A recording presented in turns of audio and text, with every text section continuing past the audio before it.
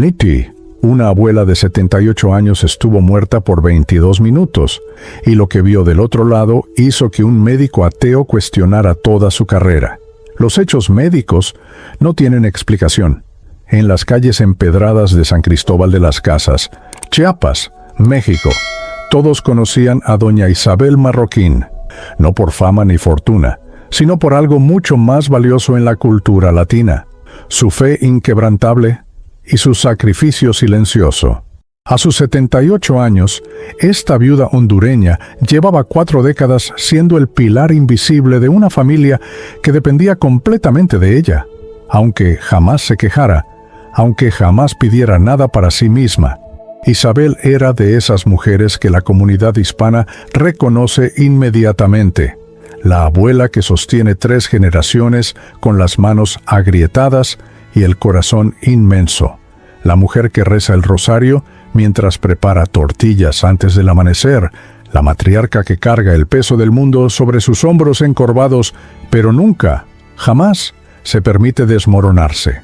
Nacida en una aldea rural de Honduras en 1945, Isabel Marroquín había conocido la pobreza desde niña. Hija de campesinos que trabajaban tierras ajenas, aprendió desde pequeña que la vida para los pobres es una cruz que se lleva con dignidad y sin quejas. Su abuela materna, doña Lucía, le había transmitido 2 tesoros que ninguna crisis económica podría arrebatarle: la fe católica profunda y la certeza de que Dios nunca abandona a los humildes. Cada noche, antes de dormir en el petate gastado, la pequeña Isabel escuchaba a su abuela susurrar: «Mijita, los ricos tienen dinero, pero nosotros tenemos a Dios, y eso vale más que todo el oro del mundo». Esas palabras se convirtieron en el cimiento de toda su existencia. A los 20 años, Isabel conoció a Armando Marroquín, un joven albañil hondureño con manos fuertes y sueños modestos. Se casaron en una ceremonia sencilla en la iglesia del pueblo, sin lujos, sin fiesta grande, pero con la bendición que realmente importaba. Tuvieron 5 hijos, 3 mujeres, Rosa, Marta y Esperanza, y 2 varones, Carlos y Miguel. La vida nunca fue fácil. Armando trabajaba de sol a sol construyendo casas para otros, mientras la propia familia vivía en un cuarto prestado. Isabel lavaba ropa ajena, cosía vestidos, vendía tamales en la esquina, hacía lo que fuera necesario para que sus hijos comieran. En la cultura latina, especialmente entre los pobres, el sacrificio de los padres no es una opción. Es un mandato sagrado, una forma de amor que no necesita palabras porque se expresa en cada callo de las manos, en cada noche sin dormir, en cada comida donde los padres comen menos para que los hijos coman más. Cuando Isabel tenía 38 años, la familia tomó la decisión más difícil que puede tomar un inmigrante: dejar la tierra natal. Honduras se había vuelto cada vez más peligrosa. Las oportunidades escaseaban y la violencia crecía. Armando había escuchado de trabajo en México, en Chiapas, donde necesitaban albañiles para construir viviendas nuevas. Con el corazón partido pero la esperanza intacta, los Marroquín cruzaron la frontera con lo opuesto y la fe por delante. Se establecieron en San Cristóbal de las Casas, una ciudad colonial rodeada de montañas, donde el frío del invierno cala hasta los huesos, pero la calidez de la comunidad latina compensa cualquier temperatura. Allí, en un barrio humilde llamado La Albarrada, la familia echó raíces.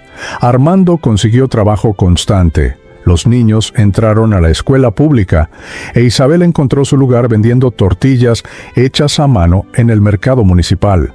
Poco a poco, con el esfuerzo de hormigas que jamás se rinden, lograron rentar una casa pequeña de 2 cuartos y piso de cemento. No era un palacio, pero era suyo, su refugio, su hogar. La fe de Isabel no solo sobrevivió a la migración, se fortaleció. Cada mañana, sin falta, asistía a la misa de las 6 de la mañana en la parroquia de San Cristóbal. Era la primera en llegar y la última en irse, siempre arrodillada en la misma banca de madera gastada, siempre con su rosario de cuentas azules enredado entre los dedos. Los vecinos comenzaron a llamarla la abuela del Rosario, porque organizaba novenas en su casa, reunía a las señoras del barrio para rezar por los enfermos, por los migrantes que cruzaban fronteras peligrosas, por los jóvenes tentados por las drogas y las pandillas. Isabel creía con cada fibra de su ser que la oración cambia destinos, que Dios escucha a los pobres con más atención que a los poderosos, que el cielo está más cerca de los humildes que de los soberbios. Pero la vida, como suele hacer con los justos, le tenía reservadas pruebas durísimas. Hace 15 años, Armando sufrió un infarto masivo mientras trabajaba en una obra. Murió en el hospital antes de que Isabel pudiera llegar a despedirse. Ese día, algo en ella se quebró, pero no se rompió del todo. Lloró en silencio durante meses, pero jamás dejó de ir a misa, jamás dejó de rezar el rosario, jamás permitió que sus hijos la vieran desmoronarse. En la cultura hispana, especialmente entre las mujeres de su generación, el duelo es algo que se lleva por dentro, con dignidad, sin convertirse en carga para los demás. Isabel enviudó a los 63 años y desde entonces vivió de la pensión mínima de viudez que el gobierno mexicano le otorgaba, 1,200 pesos al mes. Apenas suficiente para tortillas y frijoles, pero la cruz más pesada aún estaba por venir. Hace 7 años, su hija menor, Esperanza, murió durante un parto complicado en el mismo hospital donde años antes había perdido a Armando. Esperanza dejó 2 niños pequeños, Miguelito, que entonces tenía apenas unos meses, y Sofía, que ni siquiera había nacido todavía, pero sobrevivió milagrosamente a la cesárea de emergencia. El esposo de Esperanza, un hombre problemático con adicciones, desapareció una semana después del funeral. Nunca regresó, nunca envió dinero, nunca preguntó por sus hijos. Isabel, ya anciana, ya cansada, ya marcada por tantas pérdidas, no dudó ni un segundo, tomó a esos 2 bebés en sus brazos arrugados y les prometió lo mismo que su propia abuela le había prometido décadas atrás. No están solos, Dios y yo los cuidaremos. Y cumplió. Con 71 años, Isabel volvió a ser madre. Cambiaba pañales con manos artríticas, preparaba biberones con la espalda dolorida, arrullaba a los niños en noches de insomnio mientras su cuerpo le suplicaba descanso. Sus otros hijos ayudaban cuando podían, pero todos tenían sus propias familias, sus propias luchas. Rosa trabajaba limpiando casas, Marta vendía cosméticos de puerta en puerta, Carlos manejaba un taxi destartalado, Miguel había migrado a Estados Unidos y enviaba algo de dinero cada 2 o 3 meses. La responsabilidad principal caía sobre Isabel, y ella la cargaba como había cargado todo en la vida, en silencio, con fe, confiando en que Dios provee.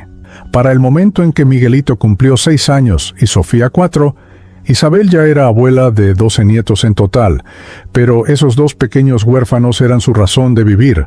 Los llevaba a misa cada domingo, les enseñaba a rezar antes de dormir, les contaba historias de Jesús mientras preparaba la cena. Miguelito, un niño curioso de ojos grandes, siempre preguntaba: «Abuelita, ¿cómo es Jesús? ¿Es como en las estampitas?» Isabel sonreía y le decía: «Mijito, Jesús es más hermoso de lo que cualquier imagen puede mostrar. Tiene ojos llenos de amor, ojos que te conocen mejor que nadie». Sofía, más callada pero igual de devota, abrazaba a su abuela cada noche y susurraba: «Te quiero, abuelita. No te vayas nunca». Esas palabras atravesaban el corazón de Isabel como cuchillos dulces, porque sabía que su cuerpo ya estaba cansado, que sus rodillas apenas la sostenían, que el tiempo se le acababa. En enero de 2023, el invierno llegó a Chiapas con una ferocidad inusual. Las temperaturas bajaron drásticamente, las mañanas amanecían cubiertas de neblina espesa y el frío húmedo se metía hasta los huesos. Isabel, que dormía en un cuarto sin calefacción porque toda la pensión se iba en comida para los nietos, comenzó a sentirse mal. Primero fue una tos leve, luego fiebre, después escalofríos que la hacían temblar bajo las cobijas raídas. Pero ella, fiel a la mentalidad de tantos pobres que creen que Playtime en los hospitales son para los ricos y los moribundos, se negaba a preocupar a sus hijos. No es nada, solo un resfriado, decía mientras preparaba el desayuno para Miguelito y Sofía, aunque apenas podía mantenerse en pie. Durante una semana entera, Isabel se arrastró por la casa cumpliendo sus obligaciones: cocinar, limpiar, llevar a los niños a la escuela, rezar el rosario. Pero su cuerpo, ese cuerpo que había trabajado 80 horas semanales durante 78 años, ese cuerpo que había parido 5 veces, que había cargado bultos de ropa mojada, que había arrodillado miles de veces en pisos de piedra fría, ese cuerpo finalmente dijo basta. Una madrugada de enero, Rosa encontró a su madre tirada en el piso de la cocina, inconsciente, con los labios morados y la respiración entrecortada. Miguelito y Sofía lloraban aterrorizados junto a ella, tratando de despertarla, gritando: «Abuelita, abuelita, despierta», con esas vocecitas infantiles que rompen el alma. Rosa llamó desesperada a sus hermanos y en cuestión de minutos toda la familia Marroquín convergió en esa casa humilde de la Albarrada.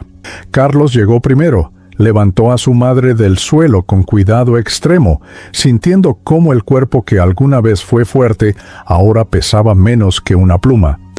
Marta envolvió a Isabel en una cobija mientras Miguel, que había regresado de Estados Unidos apenas 2 semanas antes para las fiestas, arrancó el taxi de Carlos rumbo al Hospital Regional de San Cristóbal de las Casas.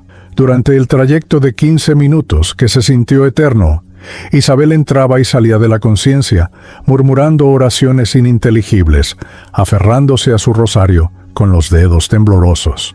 Rosa le sostenía la cabeza, llorando en silencio, rogándole que resistiera, que no los dejara, que los niños la necesitaban. En la sala de emergencias del Hospital Regional, el caos controlado de un turno nocturno se transformó en urgencia crítica cuando ingresó Isabel Marroquín. La enfermera de triage, una mujer experimentada llamada Guadalupe Reyes, pero conocida por todos como Lupita, tomó los signos vitales y su rostro se ensombreció inmediatamente. Presión arterial peligrosamente baja, saturación de oxígeno en 42% cuando lo normal es arriba de 95, temperatura corporal de 40 grados Celsius. Lupita activó el código de emergencia respiratoria y en segundos un equipo completo rodeó la camilla. Le colocaron una mascarilla de oxígeno al 100%, canalizaron venas colapsadas para administrar líquidos intravenosos, conectaron monitores que comenzaron a emitir pitidos alarmantes. El médico de guardia, el doctor Esteban Cifuentes, llegó corriendo desde el área de consultorios, todavía ajustándose el estetoscopio alrededor del cuello. El doctor Cifuentes era un hombre de 45 años, cardiologista de profesión, graduado con honores de la Universidad Autónoma de México, con 20 años de experiencia viendo pacientes críticos.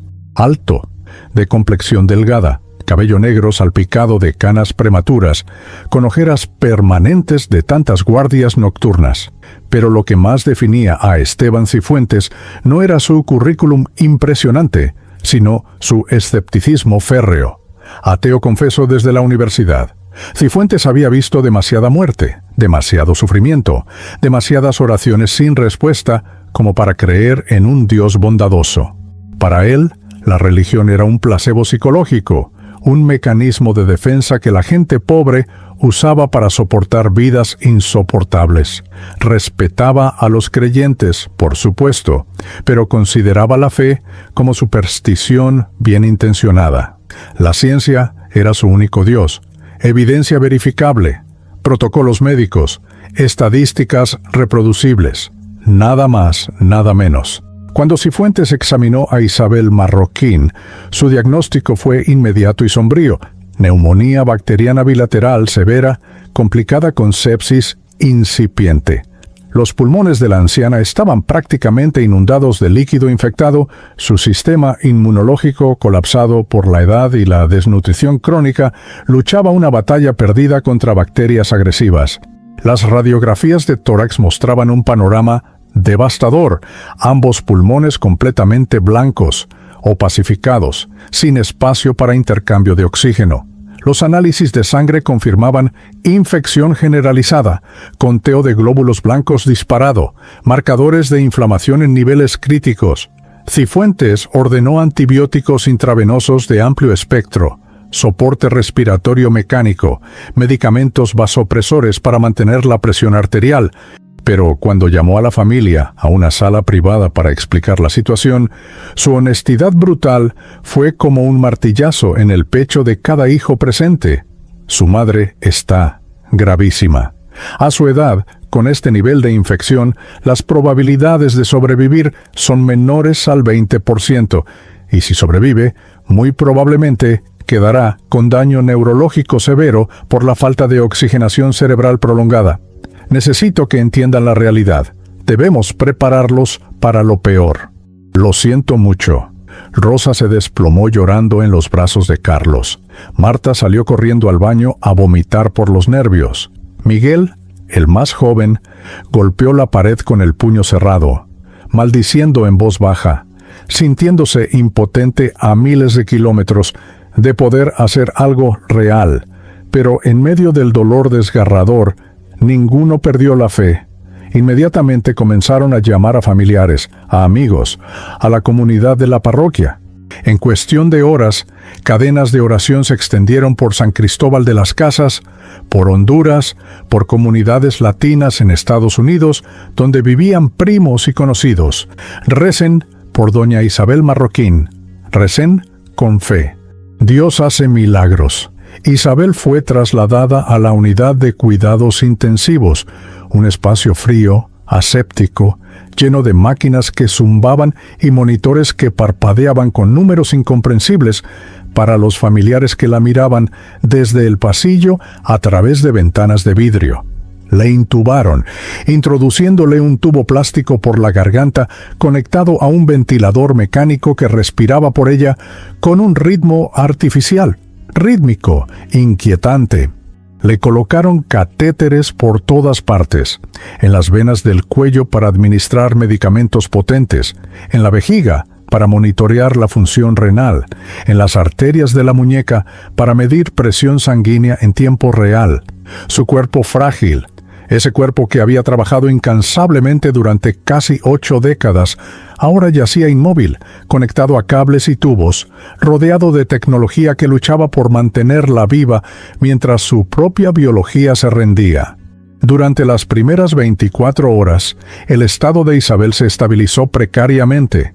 Los antibióticos comenzaron a hacer efecto, la fiebre bajó ligeramente, los niveles de oxígeno mejoraron un poco.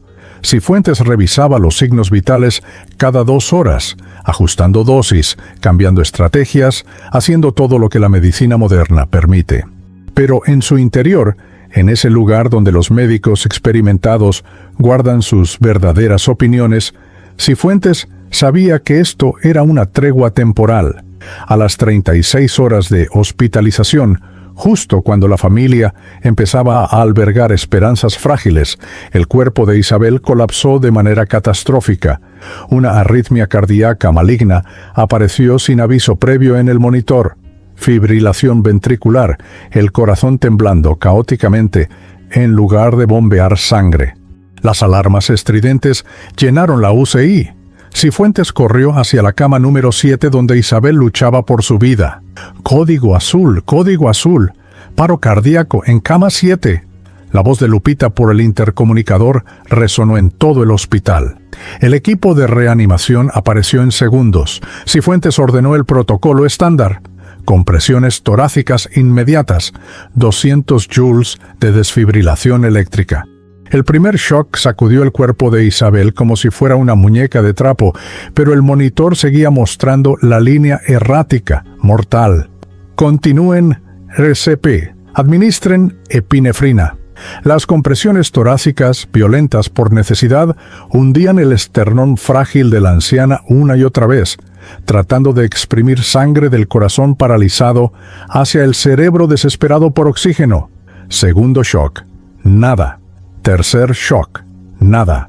Los minutos pasaban como siglos. Lupita, encargada de cronometrar, anunciaba cada intervalo con voz profesional pero temblorosa. 3 minutos. 5 minutos. 8 minutos, 10 minutos. En el pasillo, separados por esa maldita pared de vidrio, los hijos de Isabel presenciaban la escena más horrorosa que un ser humano puede ver. Médicos y enfermeras luchando desesperadamente por mantener viva a su madre mientras ella se escurría hacia la muerte. Rosa tenía el rostro pegado al vidrio, gritando mudamente, las manos abiertas contra la superficie fría, como si pudiera traspasar el cristal y tocar a su madre una última vez. Carlos abrazaba a Marta, ambos temblando, rezando el Padre Nuestro una y otra vez en susurros quebrados. Miguel sostenía a Miguelito y Sofía, que habían insistido en venir al hospital, a pesar de lo inapropiado que era para niños. Los pequeños miraban sin entender completamente, pero sintiendo en sus almas infantiles que algo terrible estaba sucediendo a la única madre que realmente conocían. Sofía sostenía una veladora de la Virgen de Guadalupe, sus manitas pequeñas temblando alrededor del vidrio caliente. Miguelito apretaba contra su pecho la estampita de Jesús que la abuela le había regalado, esa misma estampita que Isabel guardaba en su rosario. 12 minutos, la voz de Lupita. Cifuentes, con la frente cubierta de sudor, las manos cansadas de comprimir, sintió la primera ola de derrota. En su experiencia, después de 10 minutos de reanimación sin respuesta, las probabilidades de recuperación neurológica eran prácticamente nulas. Pero continuó. Cuarto shock. Nada. 15 minutos. Algunos miembros del equipo intercambiaron miradas. Todos sabían lo que venía. Cifuentes preparó mentalmente las palabras que tendría que decir a la familia. Las mismas palabras que había dicho cientos de veces en su carrera. Palabras que nunca se volvían más fáciles. 18 minutos. El electroencefalograma mostró actividad cerebral plana. Las pupilas de Isabel, fijas y dilatadas, no respondían a la luz. Técnicamente, clínicamente, doña Isabel Marroquín estaba muerta. Su corazón no latía, su cerebro no funcionaba, su cuerpo era solo carne mantenida tibia por máquinas obstinadas. 20 minutos. Cifuentes miró a su equipo. Lupita, con lágrimas contenidas, ya preparaba el certificado de defunción, llenando los campos con mano temblorosa, nombre completo, edad, hora estimada de fallecimiento. Otros médicos comenzaron a desconectar algunos monitores secundarios. 22 minutos. Esteban Cifuentes, el científico escéptico, el hombre que no creía en milagros ni en intervenciones divinas, respiró profundo y se preparó para pronunciar la hora oficial de muerte. Pero justo cuando abría la boca para declarar el fallecimiento, justo cuando su mano alcanzaba el botón para apagar el ventilador mecánico, algo inexplicable, algo que desafiaría toda su comprensión científica, estaba por suceder. Lo que los médicos no sabían, lo que ningún monitor podía registrar, lo que la ciencia no tenía instrumentos para medir, era que Isabel Marroquín no estaba simplemente muerta. Estaba experimentando algo que millones de personas han reportado a lo largo de la historia humana, pero que el escepticismo moderno descarta como alucinaciones cerebrales, liberación de endorfinas, despidos neuronales aleatorios de un cerebro moribundo. Pero para Isabel, lo que estaba viviendo en esos 22 minutos sin pulso, sin actividad cerebral detectable, sin vida según todos los parámetros médicos conocidos, era más real, más concreto, más tangible que cualquier experiencia que había tenido en sus 78 años de existencia terrenal. Esto no era un viaje astral engañoso, no era un sueño inducido por falta de oxígeno, no era una fantasía reconfortante fabricada por una mente en pánico. Esto era un encuentro real con una dimensión que la mayoría de los humanos solo conocerán cuando exhalen su último aliento. En el momento exacto en que su corazón se detuvo definitivamente después de los primeros intentos de reanimación fallidos, Isabel sintió una sensación extrañísima, como si algo invisible la estuviera levantando suavemente desde adentro. No había dolor. Toda la agonía respiratoria, la quemazón de los pulmones infectados, el peso aplastante en el pecho, el terror de ahogarse sin poder gritar, Todo eso desapareció instantáneamente. En su lugar, una ligereza absoluta, como si su cuerpo pesara menos que el aire. Y entonces vio algo que la dejó completamente paralizada de asombro.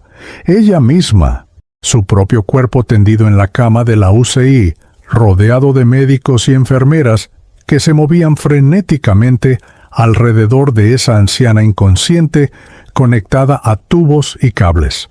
Isabel flotaba aproximadamente 2 metros por encima de la escena, con una claridad de visión que superaba cualquier cosa que hubiera experimentado, incluso en su juventud, cuando sus ojos eran perfectos. Podía ver cada detalle con una nitidez sobrenatural: las gotas de sudor en la frente del doctor Cifuentes, las manos de Lupita temblando mientras preparaba medicamentos, el electroencefalograma mostrando esa línea plana y mortal que significa ausencia total de actividad cerebral. Pero lo que realmente destrozó su corazón espiritual fue mirar hacia la ventana de vidrio y ver a sus hijos. Rosa tenía el rostro pegado al cristal, deformado por el dolor, la boca abierta en un grito silencioso que Isabel podía sentir vibrando en su alma, aunque no escuchara sonido alguno. Carlos sostenía a Marta, ambos temblando, y Isabel podía percibir no solo sus expresiones faciales, sino sus pensamientos, sus miedos más profundos. ¿Qué haremos sin ella? ¿Cómo cuidaremos a los niños? ¿Por qué Dios se la lleva ahora que más la necesitamos? Miguel, su hijo más joven, el que había viajado miles de kilómetros desde Estados Unidos, sostenía a Miguelito y Sofía con brazos protectores pero temblorosos. Y esos 2 niños, esos 2 huerfanitos que ella había criado como propios, miraban la escena con ojos enormes, llenos de un terror que ningún niño de 6 y 4 años debería conocer.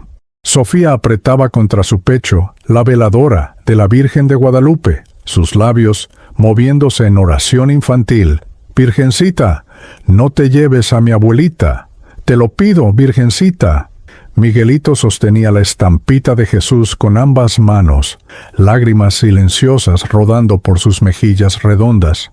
El amor que Isabel sintió en ese momento fue tan intenso, tan abrumador, que si hubiera tenido un cuerpo físico, su corazón habría estallado. Todo el sacrificio de su vida, todas las noches sin dormir, todas las comidas donde comió menos para que ellos comieran más, todo el trabajo agotador, todo el dolor silencioso, todo convergió en un momento de claridad absoluta. Había valido la pena. Cada segundo había valido la pena porque había amado, porque había dado todo sin esperar nada, porque había sido el pilar que sostuvo a esa familia cuando nadie más podía hacerlo. Quiso gritarles: «Estoy aquí, estoy bien». «No lloren», pero no tenía voz. Quiso atravesar el vidrio y abrazarlos una última vez, pero no tenía brazos. Era conciencia pura, amor puro, existiendo en un estado que ninguna palabra humana puede describir adecuadamente. Y entonces, sin transición, sin aviso, todo cambió. La escena del hospital desapareció como si alguien hubiera apagado un televisor. Isabel se encontró envuelta en una luz diferente a cualquier luz que existe en el mundo físico. No era la luz amarilla del sol, ni la luz blanca de una lámpara, ni siquiera la luz dorada que los pintores usan en cuadros religiosos. Era una luz clara, serena, que no quemaba los ojos, sino que los sanaba, una luz que transmitía paz de una manera que desafiaba toda lógica. Isabel sintió que esa luz la conocía completamente. Cada pensamiento que había tenido en su vida, cada oración que había susurrado, cada lágrima que había derramado en secreto, cada acto de bondad que nunca había mencionado a nadie. La luz no juzgaba sino que acogía, no criticaba sino que comprendía. Y en el centro de esa luz, emergiendo como si hubiera estado allí desde siempre esperándola, apareció una figura que Isabel reconoció instantáneamente, aunque jamás la hubiera visto con ojos físicos. Jesús. No había duda posible. No necesitaba presentación. No necesitaba decir su nombre. Isabel simplemente lo supo con una certeza que trascendía cualquier forma de conocimiento terrenal. Pero lo que la dejó completamente sin aliento, lo que confirmaría más tarde con una convicción absoluta que haría llorar a cualquiera que escuchara su testimonio, era su rostro, sus ojos. Esos ojos eran exactamente, pero exactamente, como los ojos de Jonathan Roumie en la serie The Chosen. Isabel había visto esa serie docenas de veces, llorando cada episodio, sintiendo que finalmente alguien había capturado la esencia de Jesús de una manera que su corazón siempre había sabido era verdadera. Y ahora, en este encuentro, más allá de la muerte, frente al Jesús real, descubrió que The Chosen no había sido una interpretación artística, sino una revelación profética. Los mismos ojos llenos de misericordia infinita, pero también de autoridad absoluta. Los mismos ojos que miran y te conocen mejor que tú te conoces. A ti mismo, que ven cada herida escondida, cada esperanza secreta, cada batalla silenciosa. Ojos que te ven completo y no te condenan, sino que te aman con una intensidad que ningún amor humano puede alcanzar. Jesús no habló con palabras audibles, pero Isabel escuchaba su voz más clara que cualquier voz humana, resonando no en sus oídos, sino directamente en su conciencia. Isabel, hija mía, sierva fiel.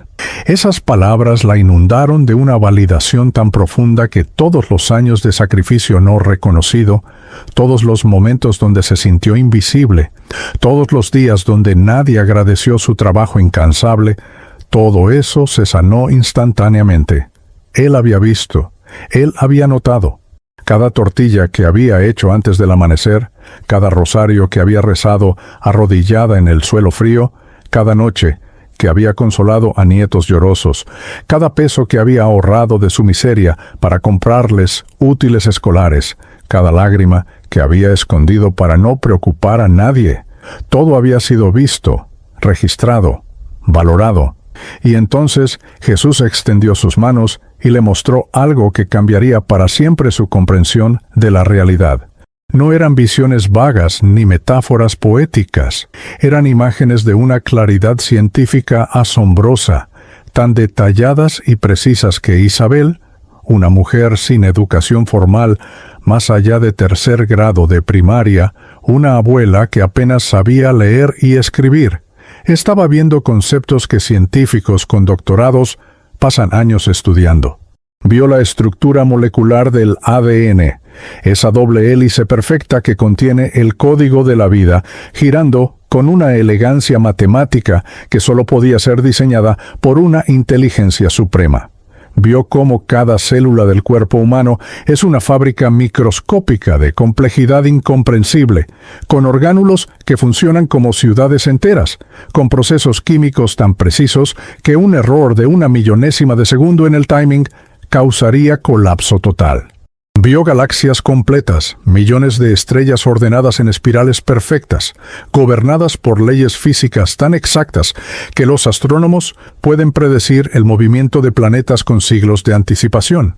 Jesús le explicaba cada visión con una paciencia infinita.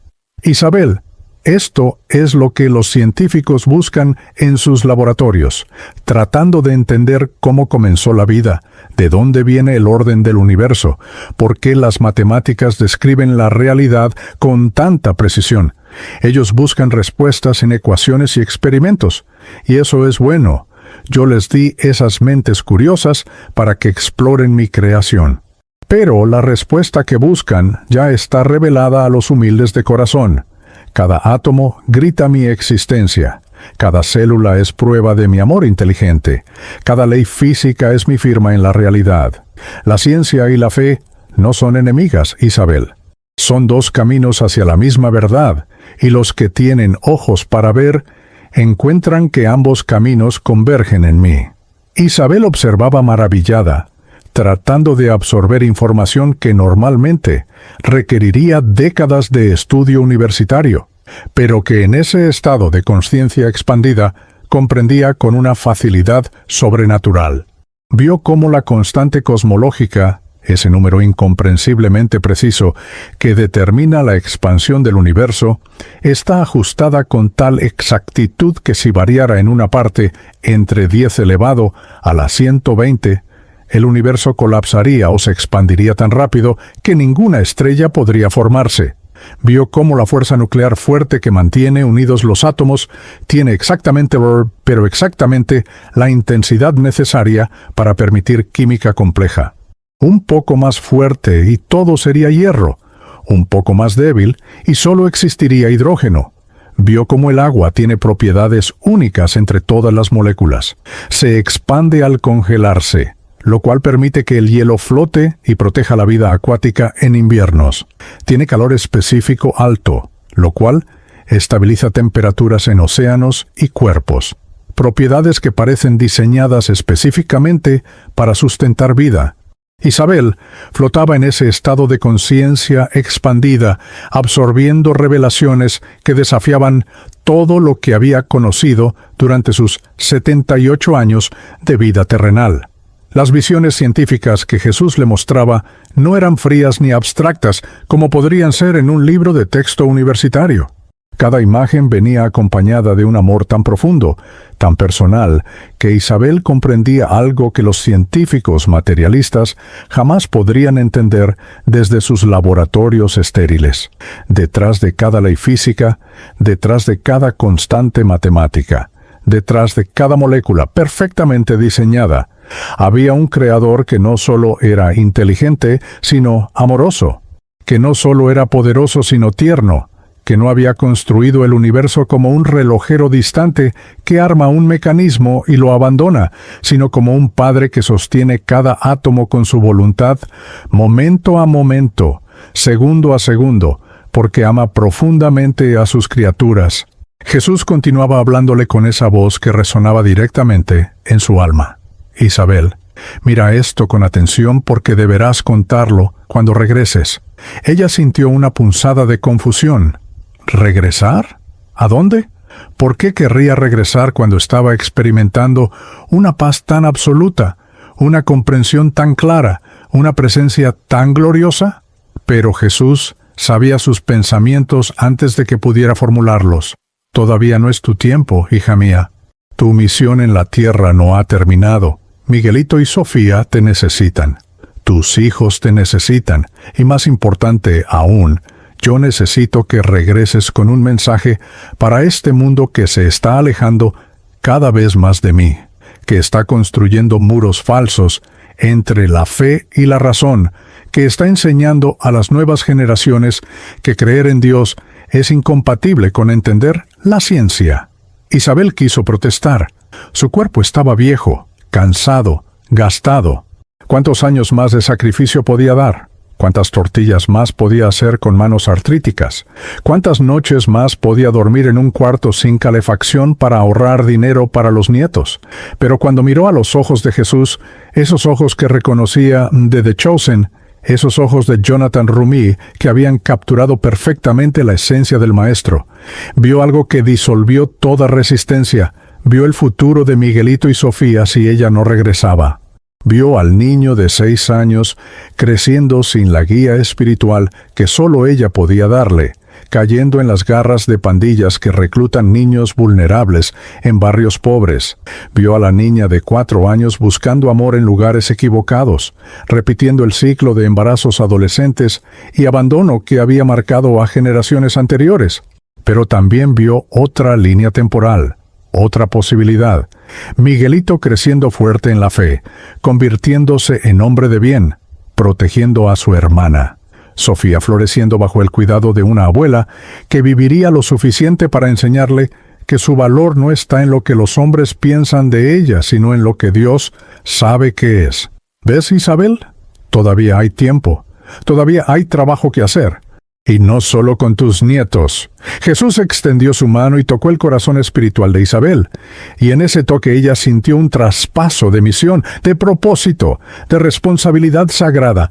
Cuando regreses, contarás lo que viste aquí. Contarás las evidencias científicas de Dios que te mostré, no con lenguaje técnico que nadie entenderá, sino con la sencillez de tu corazón humilde.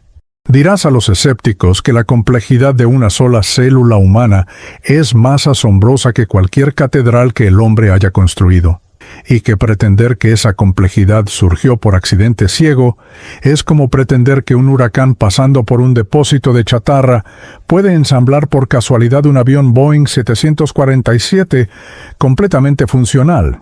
Isabel escuchaba atentamente, grabando cada palabra en su memoria espiritual con una claridad que sabía permanecería intacta incluso después de regresar al cuerpo físico.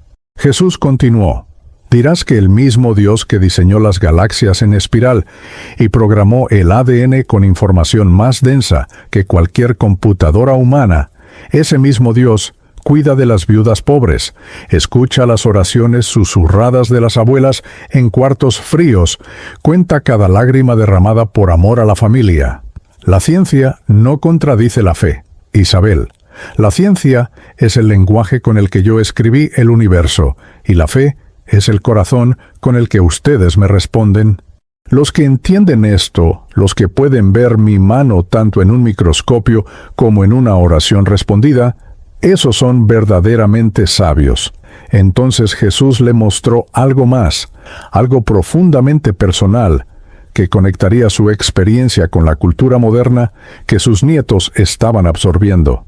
Le mostró escenas de The Chosen, la serie que Isabel había visto tantas veces en el viejo televisor de su casa, compartiendo episodios con Miguelito y Sofía, explicándoles quién era cada discípulo, llorando con cada escena de redención. ¿Ves esta representación de mí, Isabel? ¿Ves cómo Jonathan Rumi capturó algo verdadero en su interpretación? No fue accidente. Yo guié a los creadores de esa serie porque necesitaba que esta generación, tan alejada de las iglesias tradicionales, tan escéptica de la religión organizada, pudiera ver mi rostro de una manera nueva pero antigua, moderna pero atemporal. Necesitaba que vieran que yo no soy un concepto abstracto en un libro polvoriento, sino una persona real que camina con ustedes, que llora con ustedes, que ríe con ustedes, que los conoce por nombre. Isabel observaba las escenas que Jesús le mostraba. María Magdalena siendo liberada de sus demonios, Pedro negando, pero siendo restaurado, Mateo el recaudador de impuestos transformado en apóstol. Y Jesús le explicaba: cuando regreses y cuentes tu historia, di a la gente que The Chosen no es solo entretenimiento. Es una herramienta que yo estoy usando para preparar corazones, para mostrar que yo llamo a los quebrantados, no a los perfectos. Compara tu experiencia con la de esos discípulos. Tú, como María Magdalena, has sido liberada no de 7 demonios, sino del miedo a la muerte que atormenta a toda la humanidad. Tú, como Pedro, has negado momentáneamente tu fe en tus momentos más oscuros de sufrimiento, pero yo te restauro y te envío con una misión. Tú, como Mateo, eras considerada insignificante por el mundo, solo una viuda pobre sin educación, pero yo te elijo para llevar un mensaje que sacudirá a los que lo escuchen con corazón abierto. En ese momento, Isabel comprendió algo que la llenó de asombro y temor reverente. Ella era una de los elegidos de esta generación. No elegida porque fuera especial o merecedora, sino elegida precisamente por su insignificancia, por su humildad, por su sencillez. Porque un testimonio viniendo de una doctora de Harvard podría ser descartado como elaboración intelectual, pero un testimonio viniendo de una abuela analfabeta que describe con precisión conceptos científicos que nunca estudió. Eso sería innegable, irrefutable.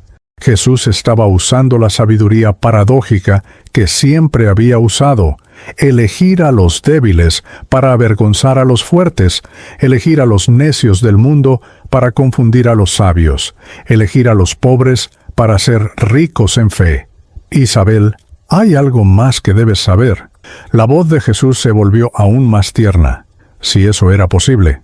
Él tomó sus manos espirituales entre las suyas, y ella sintió un calor real, tangible, más real que cualquier toque físico que había experimentado en vida. El cielo es real, no es una metáfora poética, no es un estado mental, no es un símbolo de paz interior. Es un lugar tan concreto como la tierra, más concreto de hecho, porque la tierra es temporal, pero el cielo es eterno. Lo que estás experimentando ahora mismo es más real que todo lo que viviste en 78 años de existencia física. Y esta realidad está esperando a todos los que me aceptan, a todos los que viven con fe sencilla como la tuya, a todos los que aman aunque les cueste todo, a todos los que sacrifican sin esperar recompensa porque entienden que el amor verdadero no calcula, solo da. Isabel sintió lágrimas espirituales, si tal cosa existe, rodando por sus mejillas etéreas. La validación era tan completa, Bax, tan absoluta. Toda su vida de pobrezas y de trabajo, de dolor escondido, de oraciones que parecían no ser escuchadas, todo había sido visto, registrado, valorado. Nada se había perdido. Cada acto de bondad pequeño, cada tortilla hecha con amor, cada noche desvelada cuidando nietos enfermos, cada peso ahorrado de su miseria para comprar cuadernos escolares, todo había tejido una corona de gloria que ella recibiría cuando finalmente regresara a este lugar de manera permanente. Pero ahora, Isabel, debes volver. Jesús la miró con esa combinación perfecta de autoridad y ternura que solo Dios puede tener. Regresa y cuenta que el mismo Dios que los científicos buscan en sus telescopios y microscopios es el mismo Dios que escucha las oraciones de las abuelas pobres. Regresa y di que yo cuido de cada familia que sacrifica por amor, que mi olhar de misericordia está sobre cada madre soltera, cada padre que se siente fracasado, cada niño huérfano, cada inmigrante solitario.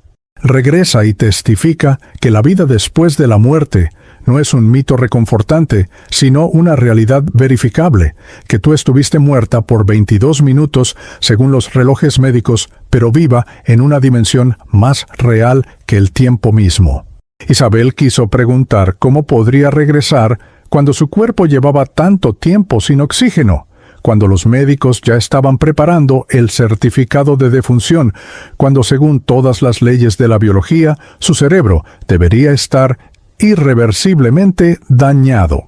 Pero Jesús sonrió, y esa sonrisa contenía la respuesta: yo soy el que creó esas leyes biológicas. ¿Crees que no puedo suspenderlas cuando tengo un propósito mayor? El doctor Cifuentes, ese científico escéptico que no cree en milagros, está a punto de presenciar algo que cuestionará todo su materialismo, y ese cuestionamiento plantará una semilla que germinará en su tiempo apropiado. Entonces, sin más advertencia, Jesús extendió su mano y tocó el centro del ser de Isabel. Fue como si alguien hubiera activado un imán cósmico que la jalaba irresistiblemente hacia abajo, hacia atrás, hacia el mundo físico que había dejado. La transición fue instantánea pero violenta. El dolor fue lo primero que Isabel experimentó al regresar a su cuerpo físico. Después de la paz absoluta, del amor incondicional, de la ligereza espiritual del otro lado, volver a la carne fue como ser encerrada nuevamente en una prisión estrecha, húmeda y dolorosa. Cada célula de su cuerpo gritaba agonía. Los pulmones quemaban como si estuvieran llenos de vidrio molido. El corazón palpitaba erráticamente tratando de recordar su ritmo. Las terminaciones nerviosas disparaban señales de alarma por todo el sistema. Pero algo era diferente, fundamentalmente diferente. A pesar del dolor físico brutal, Isabel sentía una vitalidad subyacente, una fuerza que no debería existir en un cuerpo que acababa de estar clínicamente muerto durante 22 minutos. Era como si la mano de Jesús todavía estuviera sobre ella, sosteniendo cada órgano, reactivando cada función biológica con un poder que trascendía las leyes naturales. En la UCI, el doctor Esteban Cifuentes estaba a punto de pronunciar las palabras que había dicho cientos de veces en su carrera: hora de muerte, 23 horas con 47 minutos. Su mano se extendía hacia el botón que apagaría el ventilador mecánico, su mente ya componiendo las frases de condolencia que diría a la familia destrozada esperando en el pasillo. Lupita, con lágrimas contenidas que hacían brillar sus ojos, sostenía el certificado de defunción parcialmente completado, la pluma temblando sobre el papel. Los otros miembros del equipo médico comenzaban a retirarse, quitándose los guantes manchados de sudor, con esa expresión de derrota profesional que todos los médicos conocen demasiado bien. Hicimos todo lo que pudimos, pero no fue suficiente. El electroencefalograma mostraba esa línea plana, mortal, que indica ausencia absoluta de actividad cerebral. Las pupilas de Isabel permanecían fijas, dilatadas, sin respuesta a la luz. Técnicamente, legalmente, médicamente, doña Isabel Marroquín era un cadáver que las máquinas mantenían artificialmente tibio por unos minutos, mas antes de que la realidad inevitable se impusiera. Y entonces ocurrió. El monitor cardíaco, que había estado emitiendo ese tono continuo y plano que significa asístole, ese sonido que todos los médicos temen porque significa muerte, de repente emitió un pitido, un solo pitido. Cifuentes congeló su movimiento, pensando que era un error del equipo, una interferencia eléctrica, pero entonces vino otro pitido, y otro, y otro.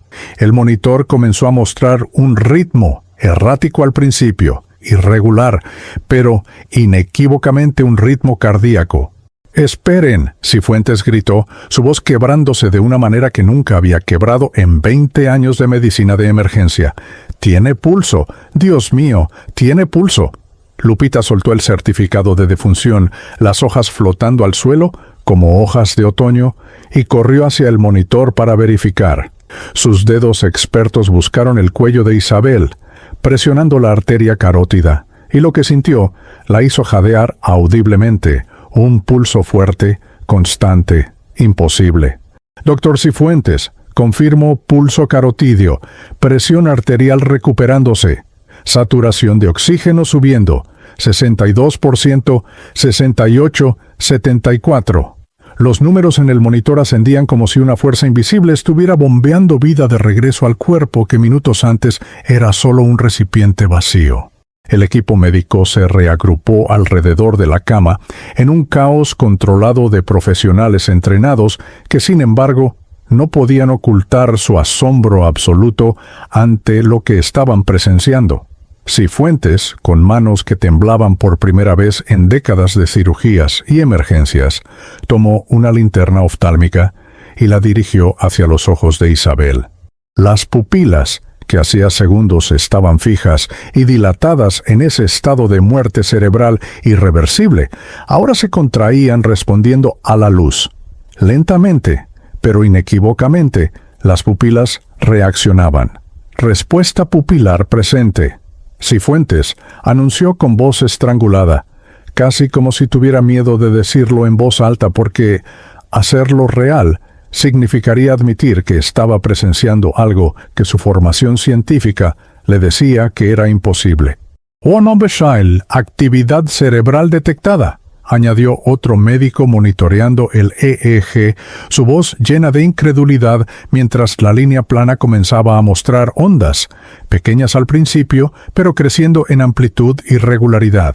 Y entonces, en un momento que Esteban Cifuentes recordaría por el resto de su vida, en un momento que cuestionaría todo su ateísmo cuidadosamente construido durante décadas de ver sufrimiento sin intervención divina aparente, Isabel Marroquín abrió los ojos, no gradualmente como alguien despertando de anestesia, no con la confusión nebulosa de alguien recuperándose de trauma cerebral, sino abruptamente, completamente, con una claridad en la mirada que era imposible para alguien que acababa de estar 22 minutos sin oxigenación cerebral.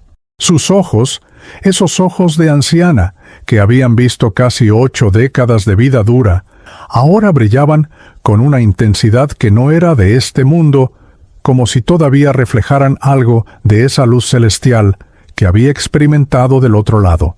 Su boca se movió alrededor del tubo de intubación, tratando de hablar. Cifuentes, actuando por puro instinto profesional, aunque su mente racional estaba paralizada de asombro, comenzó cuidadosamente el proceso de extubación. Removió el tubo plástico de la garganta de Isabel, esperando que ella tosiera violentamente, que se ahogara, que mostrara los signos típicos de alguien que ha estado intubado durante horas. Pero Isabel simplemente tomó una respiración profunda, limpia, como si sus pulmones que minutos antes estaban inundados de fluido infectado, ahora funcionaran perfectamente. Y entonces habló. Sus primeras palabras, dichas con una voz débil pero clara, fueron: «Vi a Jesús. Él me mandó regresar. Tengo que contarles lo que vi». En el pasillo, separados por esa maldita pared de vidrio que ahora parecía más cruel que nunca, los hijos de Isabel habían presenciado toda la secuencia imposible. Habían visto a los médicos preparándose para declarar la muerte. Habían visto el momento exacto cuando el equipo comenzó a retirarse en derrota. Habían sentido sus corazones quebrándose en pedazos mientras se preparaban para despedirse para siempre de la matriarca que había sido el pegamento de la familia. Rosa tenía el rostro empapado de lágrimas, sus labios moviéndose en oraciones desesperadas. «Padre nuestro que estás en los cielos, santificado sea tu nombre». Carlos abrazaba a Marta tan fuerte que casi le cortaba la respiración, ambos temblando como hojas en vendaval. Miguel sostenía a Miguelito y Sofía, tratando de protegerlos de presenciar el momento exacto de la muerte de su abuela, pero los niños tenían los ojos clavados en esa ventana, viendo todo con esa claridad brutal que solo los niños tienen, y entonces vieron el milagro. Vieron a los médicos que se retiraban súbitamente regresar corriendo. Vieron los monitores que estaban planos comenzar a mostrar líneas saltarinas. Vieron a Lupita llevarse las manos a la boca, en shock.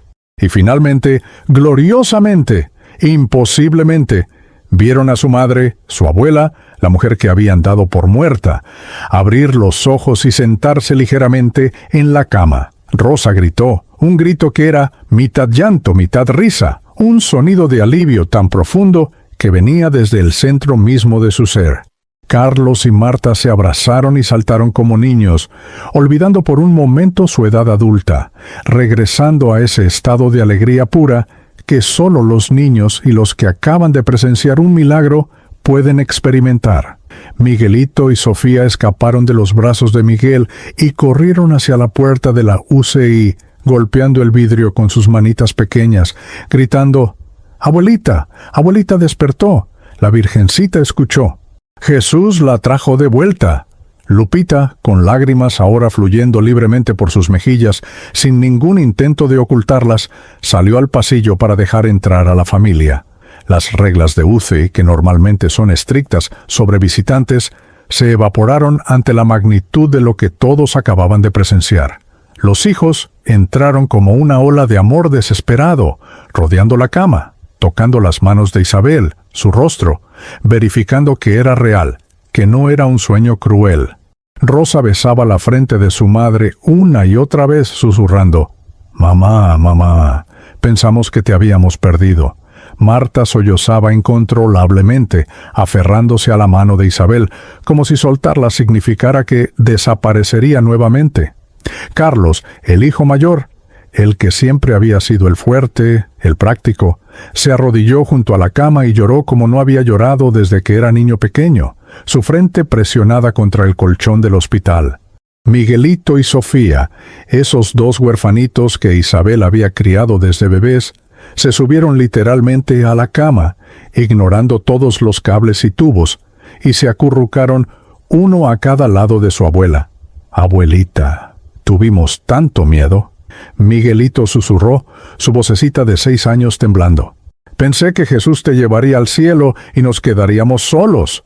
Isabel, todavía débil pero con una claridad mental que desafiaba toda lógica médica después de 22 minutos de muerte cerebral, abrazó a sus nietos con brazos que deberían haber estado paralizados por daño neurológico, pero que funcionaban perfectamente. «Mijitos, yo fui al cielo, vi a Jesús, y Él es exactamente como en The Chosen, exactamente como Jonathan Rumi lo representa, los mismos ojos llenos de amor. Y me dijo que regresara porque ustedes me necesitan, porque Dios tiene planes para ustedes, porque todavía tengo trabajo que hacer.